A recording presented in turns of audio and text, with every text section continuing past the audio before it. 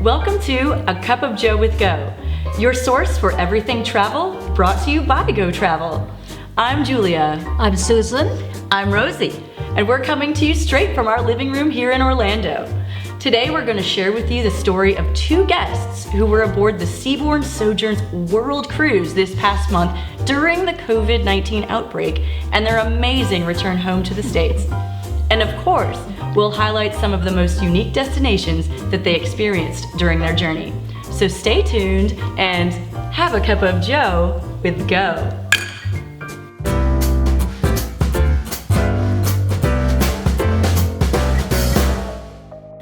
Go Travel is so excited to be launching our very first show today. In this series, we're going to be bringing you all kinds of fun travel stories, news, tips, and of course, trivia. We'll also be inviting guest speakers, including travel industry executives, as well as our very own Go Travel advisors. We wanted to create a fun and safe space to continue interacting with you, our travel community. Just because we can't be traveling at this moment doesn't mean we can't keep dreaming about future trips, discussing the latest travel-related news, and learning more about the beautiful wonders of the world around us. So be sure to hit the subscribe button and the bell icon if you'd like to be notified whenever we come out with the newest show. So let's dive right in. First of all, I want to let you know that Susan right here is the founder and president of Go Travel, and she also happens to be my mom. And this right here is my Aunt Rosie. So we have two sisters in the place. Can you tell? We all have been quarantining together in our home the past few weeks and doing everything we can to do our part by staying in for the safety of our friends, neighbors, and community. I mentioned we had some guests recently on a world cruise, but what I didn't mention is that it was these two. Rosie, why don't you go ahead to explain to our friends a bit more? Well, we left Orlando on February 9th and headed to Toronto, Toronto to London, London to Cape Town. Oh, quite the journey already. Yes, but we were headed there to join Seabourn Sojourn on their world cruise for 39 days. We stayed at the Taj Hotel in downtown Cape Town and enjoyed a few days there before our ship was.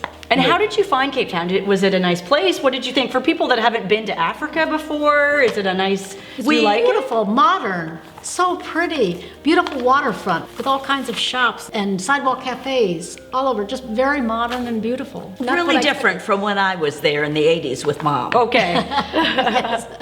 We took a couple tours around town and saw Tabletop Mountain and some other sites in the city until we left on Wednesday to join the Sojourn. Well, and I do remember you mentioning that it was just super friendly. Very much, and nobody honks their horns in Cape Town. They are really relaxed. If you're in a hurry, go ahead.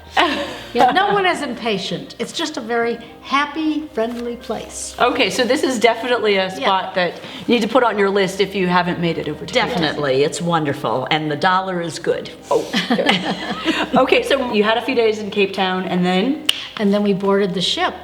And that was so easy. We just checked in at a desk, got onto the ship, and then the assistant cruise director, Drew, directed us to our suite, and we were on. And then we were welcomed, of course, by our glass of champagne. Oh, Yes, so it was a wonderful welcome. We had our sail away party with music. It was gorgeous. The skyline of the city was just beautiful. Yes. And we were right on the bow with our champagne. Of course. And then we went around the Cape of Good Hope. Wasn't it the Cape of Good Hope? I don't know, we were in bed asleep. And after a couple of days at sea, we ended up in Durban, South Africa. Sure. And that is where we took an excursion to see the Zulu tribe. They put on a whole show for us with drums and dancers showing the courtship of the Zulu tribe. So that was fascinating.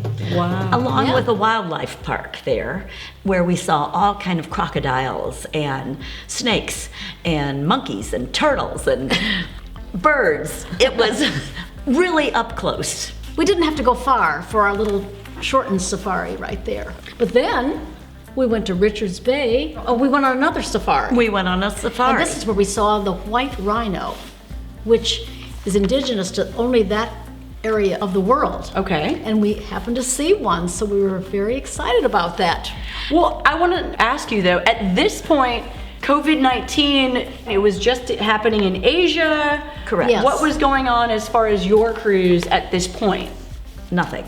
Nothing And wasn't mentioned. wasn't mentioned, and all we would know about was what was on TV. So you in our watched the room. news and We watched the news, and it Right. was all in Asia as far as at that point. so you are thinking, okay, we're going on our full itinerary to Singapore. Right. Everything's going to be a-okay. Yes. It's staying in Asia. Okay. It's wonderful. All right. And our next stop was Mozambique. Okay. And then right after that was Nosy Bay, Madagascar, with the lemurs. Yes. Oh, what a wonderful excursion that was. Yes, we took a boat over to the Lemur Island to Lakobe National Reserve. And from there, we had this tour up into the reserve, and the lemurs were all over us. What a wonderful experience. People told us not to miss it, but we couldn't understand what was so great about seeing lemurs. Several people on the ship said, girls, go to see the lemurs. Yes. And we said, oh, okay. Well, And I love the pictures. These pictures are hilarious. It looks like you guys had so much fun. We did. Right. We did. Yes. we're so glad we made that. If you ever go to Nosy Bay, Madagascar, do go see the lemurs. It's something you'll never forget. So after that day in Madagascar, what happened next? We had a couple of days at sea, Okay. but on one of those days, the captain announced we would not be going to Mombasa, Kenya. So many people were disappointed because they had safaris planned, but he said there was an uprising there and he wanted to keep us safe, so we wouldn't be going there. But still, Tanzania was in our future, so people were okay with that. And so that's interesting. It had nothing to do with the virus. No. It was a local uprising. Yes, Why you yes. didn't get to go. So at this point, still, things are moving along smoothly. It just was a local situation. Yes, yes. And But we moved right along, and our next stop was Zanzibar in Tanzania, but except Zanzibar is an island off Okay. of Tanzania. all right. And that happens to be Freddie Mercury's birthplace. Oh. And we saw his birthplace and his museum there.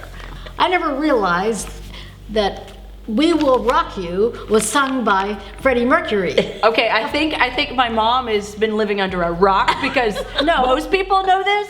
No, I know that the song, I know the song "We Will Rock You," but I didn't know it was Freddie Mercury or that he lived Well, in I just want to tell you Tanzania. right now, the rest of the world does, Mom.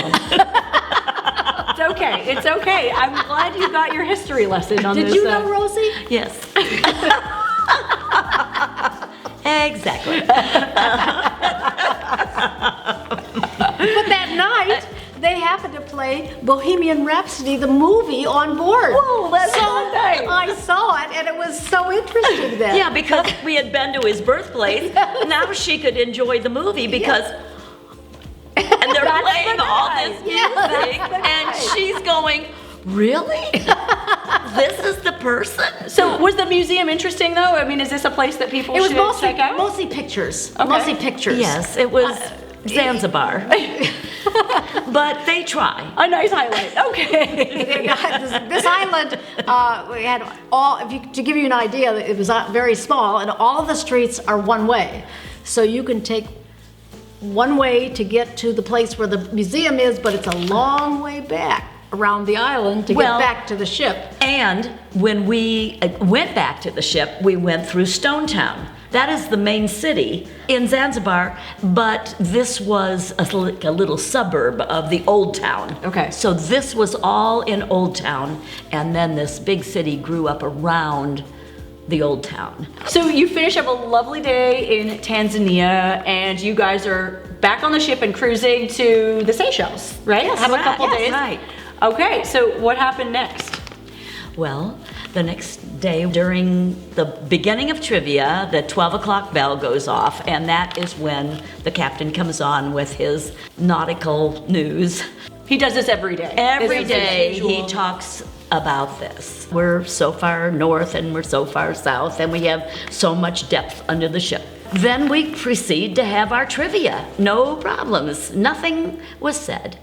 And then about 2 o'clock or 3 o'clock in the afternoon, the ship chimes go off. Okay. And, oh, well, that's not normal. Okay. And it is piped into all your rooms. So this is not something that normally goes on. No, but this announcement came right into our room, and he said that he had some news for us. The captain said we would not be going to India, we would not be going to Singapore, and the world cruise would not be going to Asia at all. At that point, we were going to be heading towards Perth, Australia. That was all we knew. Did he express why? I mean, did he say out loud? I think at this point it was the COVID-19. Okay. Singapore had closed their borders. Yes. To all cruise ships. And India had COVID-19, so he was keeping us safe. This beautiful ship, these beautiful people. Well, and why don't they have want to be us? stuck anywhere? Right. We'll be stuck on Seabourn. Yes. So what was the reaction on the ship? Were people worried? Were people scared? What was the feeling? It was really a mix. Everybody, we were glad that they were keeping us safe. Right. You guys have been cruising already for a while now. There was no problem. No one was sick. We knew the doctor because he was quite visible, and he let us know no one was sick on the ship. And I remember you also talking about how the captain, after he made the announcement, it was an hour later that he was walking the ship. Right. Immediately after. Immediately. He was up walking around. And people were coming up to him and telling them their stories. Right. And he's standing there listening to everyone. You don't see that on other ships. If some problem arises, you don't see the captain. He was ready to answer their questions. He was right out there in the middle of everybody. And I was out by the pool that afternoon, and he came out of the one door making his way to the other end of the pool. He'd finished with one person or two, and 2 steps, smile, and somebody else would come up to him all the way. But he was very visible, which was wonderful for a captain. You felt that he was part of us. You feel yes, at ease. Yes. That he is looking out for us as well. Yeah. And then on the 27th, we had a lovely dinner. And on our way back to the club that evening, because we're going dancing, the casino manager comes out of the casino as we pass by, and he goes, "Happy birthday, Rosie." Oh. And I said, "How do you know it's my birthday? And it's not until tomorrow." And he says, "Oops." Well, anyways, I thanked him, and we just kept on walking into the club. And at midnight, Susan, my sweet sister, Oh, yes. she tells the band it's my sister's birthday. And they said, "Well, what's her first name?" "It's Rosie." Okay, so then they all sing. I'm sure they never forgot it after that. No, it was Miss Oliver until then, and then it was Rosie. So it was a memorable evening. And the next day then, on my birthday, we were in Plowin. So we got up, and my sister decides that the marina on the back of the ship is open. Well, I didn't know what she was talking about, and it is a beach area. This back opens up down to the water's edge, and they have all kind of water toys, boats and kayaks and canoes and air rafts that we can ride around on. And she says, "Oh, Rosie, we have to do this." And I'm going, "No, we don't." "Yes, we do." And I'm thinking, well, It's your okay, birthday. it's my birthday. Let's go and check this out. So we put our swimsuits on and cover-ups, and we headed down to the club, because you go out the back of the club and they have a private elevator down to the marina. And when the door opens up, man, you are water level. And you walk out into this deck area. Well, everybody was down there. The cruise director was down there. The captain was down there. The doctor was down there. So they were so glad to see us because not many people had come down that day. Right. But there was two couples ahead of us. And they quickly put the life jackets on us and helmets. We had to wear helmets. And we took our cameras and we handed those to the doctor. The doctor. And So the doctor is also part-time photographer. he's a photographer. And he's yakety to us. And we're just having the biggest time. And the captain, he's all smiles down there. Little did you know that the rest of the world is in a panic. You guys are having a nice little party out on the marina. And all these people are helping us on this rubber boat. We could not get on this floating sofa. It was like a sofa. Well, floating sofa? It was a 3-person sofa. Sort of imagine a banana boat. It was Okay. oval. And then it had you had seat belts. Anyway, but we had handles, so we could have had held on. Yeah. we could have had a third person between us, but it was hard enough getting on this baby.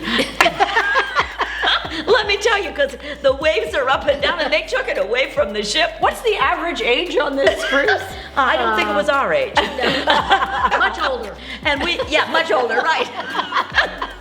We had to crawl off this rubber boat and onto this raft, floating in the water, and it was like this, and they sort of pushed and then they turned it around, and the other person had to crawl out, and these are all male guys. And I think they're getting as big a kick out of it as we are. So then they take off. And the guy says, now, if you want us to slow down, tap your helmet. And if you want us This is a lot to remember. and if you want us to go faster, thumbs up. So take off down the side of the ship. And we're going, well, I had a scratch under my helmet. So I sort of reached up here and then I thought, oh, I better not do that. So we're backing around the front of the ship, because this was on the back. We're just making the first turn around the thing, and she's up here moving her helmet. I think if only I didn't have a helmet on. And he stops dead in the water. And the whole thing, here we go. And he says, everything okay? And she says, my head itched. We're yelling to him. And they said, you're okay? And she said, faster! Well, So he did. Yes, he took off. And we're boop, boop, boop, boop, boop. Oh, it was. Well, one side of the ship was smooth. The other side of the ship was real bouncy because it was protected by the. Oh my. Well, you've seen this on the front of the Seabourn brochures, right? This is the main feature, I think, every time. Many times. Oh, yes. Many times. Well, we did 2 laps. Of course, we didn't take just 1 lap. Of course. We went back for 2 more. laps, and then they had to bring us back because there was people waiting. Oh, so then we had to make the transfer. Oh boy. To get back onto the ship. We had to get back onto the little. Well, how do you get back on? We have to crawl off the. Get on the other boat. To get back on the little dinghy, that the dinghy's going to take us back to the boat, and then the boat's going like this, and the dinghy's going like this, and all these guys are there to catch us. It was a birthday to remember. And the doctor is taking photos. So we've got pictures of us flying by and doing this transfer with all these guys on us.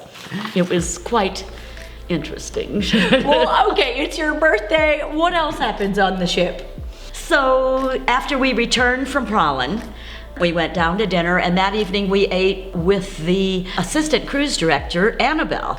And one thing nice about Seabourn, if you're a solo traveler, they will invite the singles to eat with some of the crew or the staff, assistant director, Oh, that's captain. wonderful. Right. So this particular evening we had dinner with Annabelle, the assistant cruise director, and she is a hoot, along with 4 other ladies. After dinner, then here comes the cake and the singers. Birthday time. Oh, big Part 2. celebration. Happy birthday to you.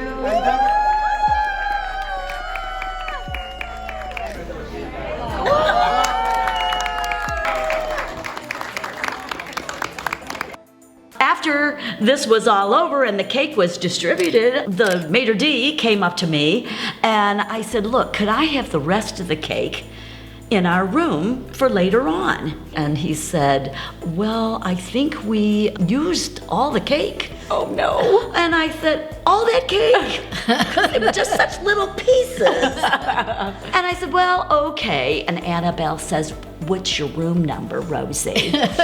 I'll see what I can do. Oh, well. And I said, oh, thank you. So then we went to the show and then to the club. So we got in about 12:30, 1 o'clock, I guess it was. We walk in the door and there on the table in the living room area was a huge chocolate cake with happy birthday on it and a bottle of Pinot Noir. Rosie's favorite. Yes. So what a surprise. I said, Susan, here's a fork. The next morning we arrived in Victoria, Seychelles. We had an appointment to see this beautiful resort, the Maya Resort. This is a resort that we send many of our clients, especially for honeymooners. It's a very high-end, beautiful escape. They had invited us to go see it. We got a taxi, took this long ride over the mountain, down to this beautiful resort, has a guarded entrance. They met you at a gazebo, very special, very tropical and beautiful. It was the most romantic place I've ever seen. It's made up of several villas and they're all private. You cannot see from one villa to the other. Some of them are down by the beach and some of them are up higher, hillside. They all have infinity pools. Everything is open. Windows, glass that you can see out, so you always have a view of the water. And you have your own private butler, and the butler will be there whenever you wish. If you want privacy, you hang what looks like a coconut on the doorway that leads into your garden area. It was just so romantic, so beautiful. I want to go back. I'd even go back with Rosie. Oh. They also have a helicopter pad in this one area up on the top of the mountain, and that can be used as a venue, and they have weddings and parties up there on this helipad, but they also take people on tour around the island. Couples can be flown up, and as they're flying by the beach, they set up a whole proposal, will you marry me, in Seychelles down on the shore. If you're looking for epic, this is the ultimate getaway. And the food was outstanding. So you had lunch there, right? You had lunch there, wonderful wines, wonderful food, anything you could imagine you may have. So you finish your day at my resort, you get back to the ship. What's going on now? Well, little did we know this would be our last time on land. Wow.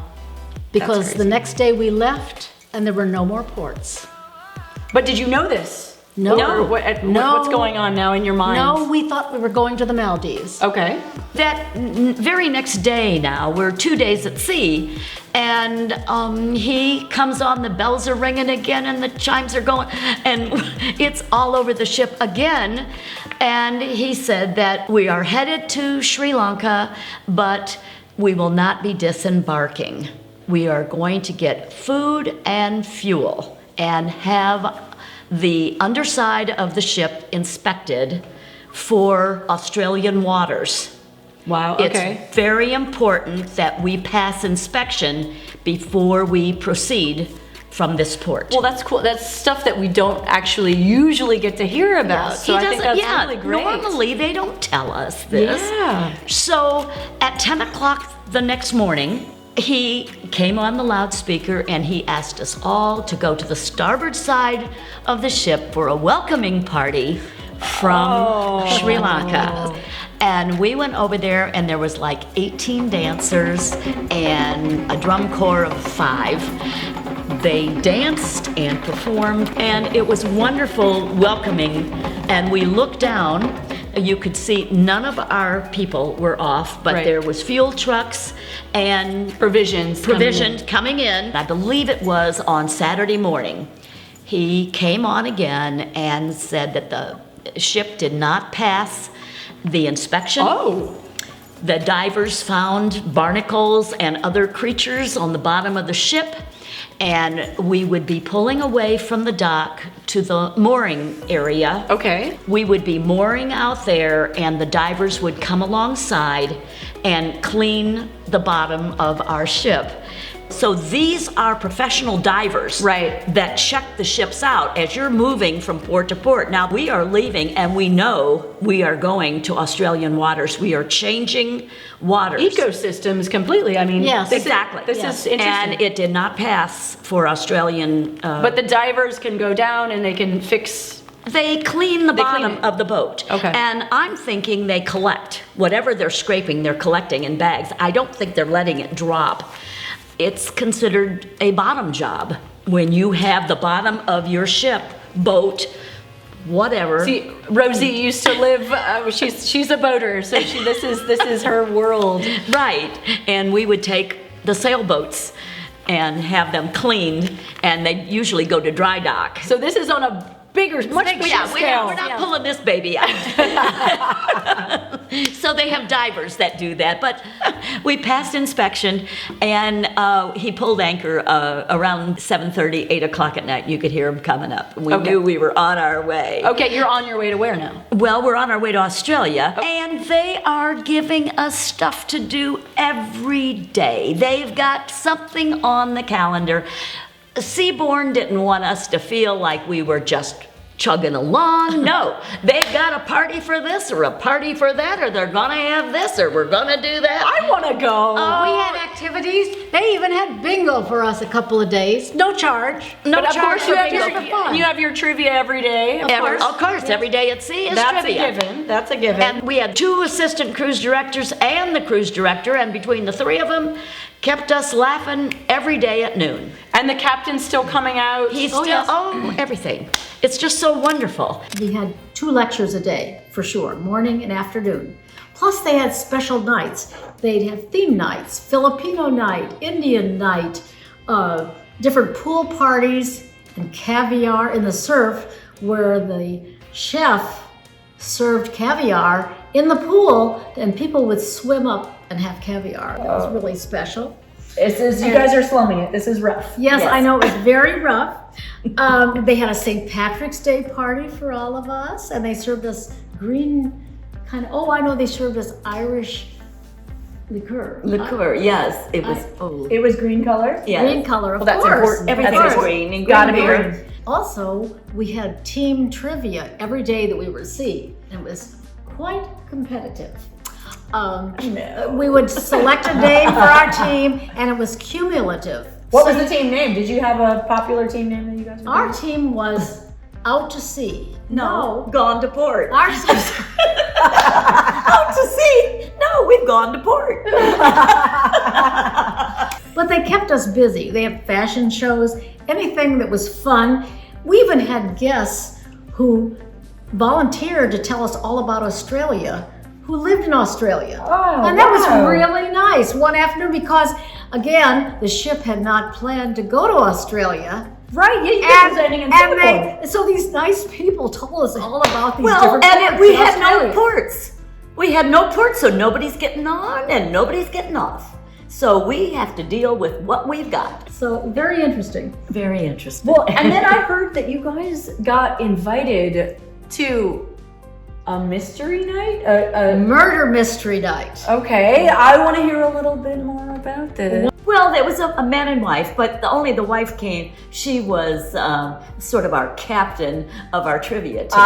It's all about the trivia. Oh, Yes, All of about course. the trivia. Well, she asked us if we'd be interested, and we said, "Oh, we'd love it." Eventually, we got the invitation, which had red blood on it and a knife attached to it. A wooden knife that they had carved out of something. And of course, we went. They had a cocktail party. She arranged it all. She invited the So captain, where is the this? doctor. It was called the Colonnade, which is the place where we usually have breakfast. Okay. The doctor was there. The captain was there. The cruise directors. But how and many other people are outlets. there? Oh, probably 25 to 30 people. So this was you got quite- invited to like a very It was exclusive. a very yes, special exclusive, party. private. So I've heard a little bit about this murder mystery, and what I remember is the doctor was playing the saxophone.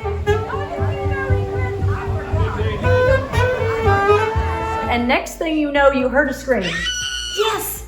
one of the people were screaming and yelling, and we all stopped and looked up, and the doctor is slumped over the table, and he's just gone like this, and somebody yelled, "Somebody killed the doctor!" Oh no! Oh! So we're all running around looking, and we don't see anybody. And then this one lady says, "I'm a nurse." So then we thought the nurse did it. Of course. But we have to figure out who killed the doctor now, and why, and who assisted. Well, that must have made for some wild night. And It was. I cannot even imagine, and let's not even tell anyone who actually did it, because you never know if you're going to be the next one on this cruise. Right. It might happen to you. Exactly. So, in the meantime, what's next? What else is going on? What's happening? Never a dull moment on this ship. It was wonderful. And eventually, the captain comes on and he tells you, He made the announcement that Australia has now closed their ports, and we're not going to Broome. We're turning and we're heading straight to Perth. Australia's not admitting anyone, but you guys get word from the captain. Yes. I've discussed the latest information from the government with our shoreside officers, and in conjunction with them, the decision has been made that now, instead of calling into Broome tomorrow, we will be altering course and heading directly towards Fremantle. No other port calls will be made in Australia prior to our arrival into Fremantle. As always, as soon as I have any information, I will of course pass it on to you. Ladies and gentlemen, I really do appreciate your continued understanding, patience and cooperation with us as we try to establish a better picture of how Australia's new regulations will be applied. The Home Office had made arrangements that we could disembark as long as we went right to the airport or stayed in a hotel near the airport to depart the next day. So, what do you do at this point when you get this announcement from the captain? Well, we called our travel advisor at Go Travel, and we said, hey, they're moving our date up for return to the 18th, and we can't hang around. We are getting off the ship, and we need to fly home. We had still hoped to go through Singapore as planned for our return. Early on. But then Yeah. we were told that it was, at this point, very dangerous to stay every day borders were closing. It was getting more and more difficult to get into the United States. So they changed our flights so that we could leave on the day that the captain said we were arriving. On And the we 18th. did, on the 18th. And we were really happy we did. For the people, if they stayed in the hotel, there would have been huge fines had they exited the hotel to do anything. They Well, it needed to wasn't stay. so much. They had to stay in that room for 2 weeks, quarantined, with food delivered to them. They were not allowed to leave the room if they had stayed in the town of Perth. We found out later about this because we headed straight to the airport. They went straight. We ended up waiting around 9 hours in the airport. We didn't have a flight until late in the evening, and we disembarked early, so we just sat in the airport.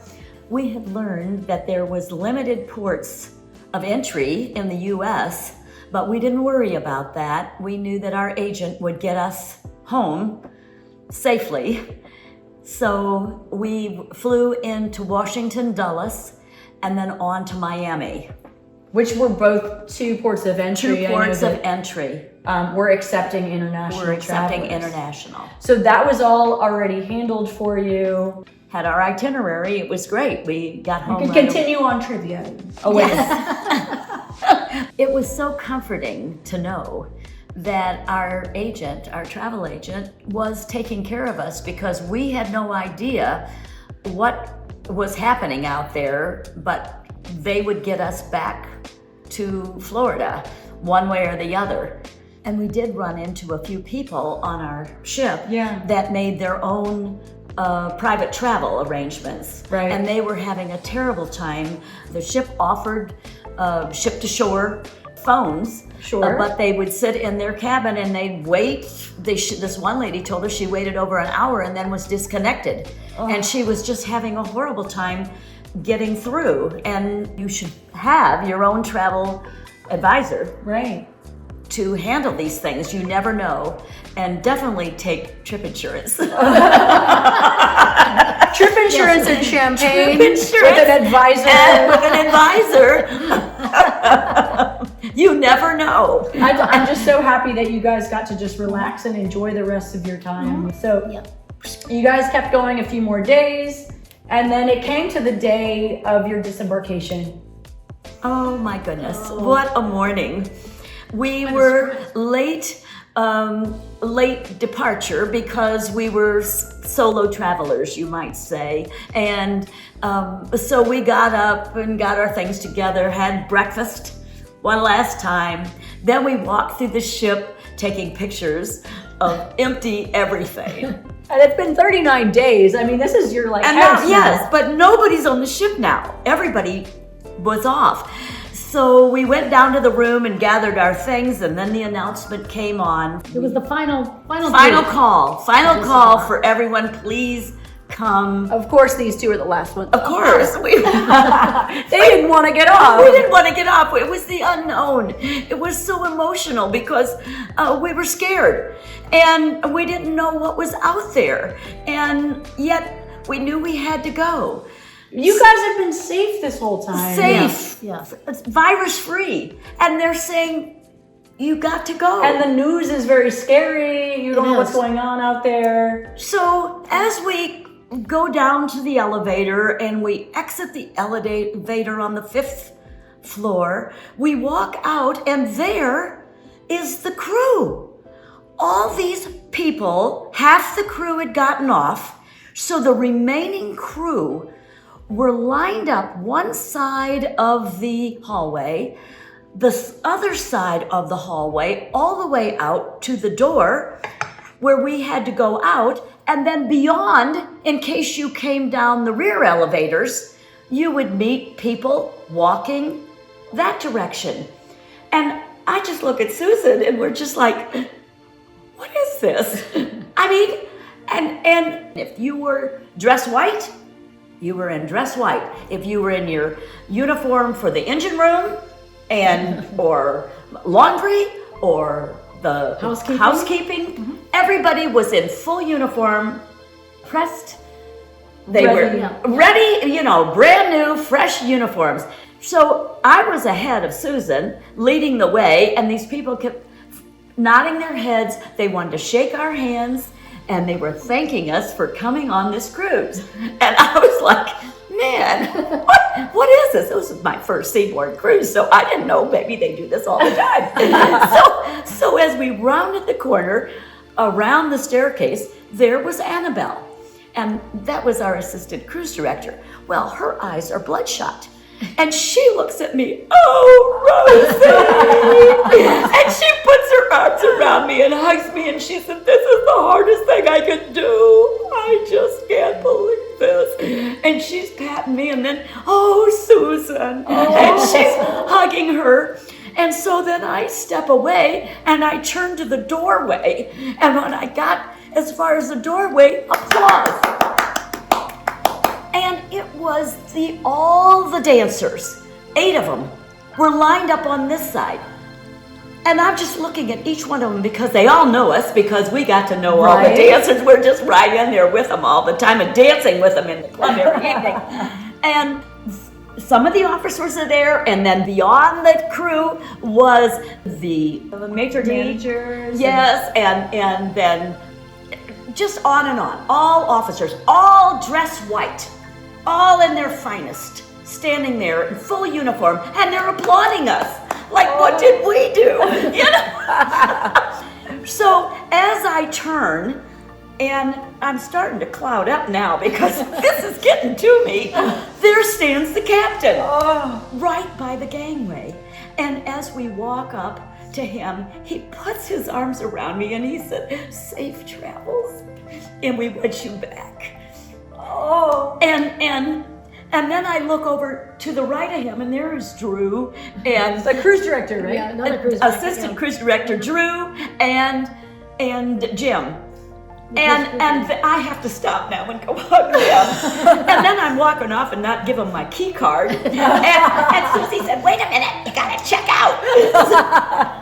So she hands them my key card because they have to get me off the ship.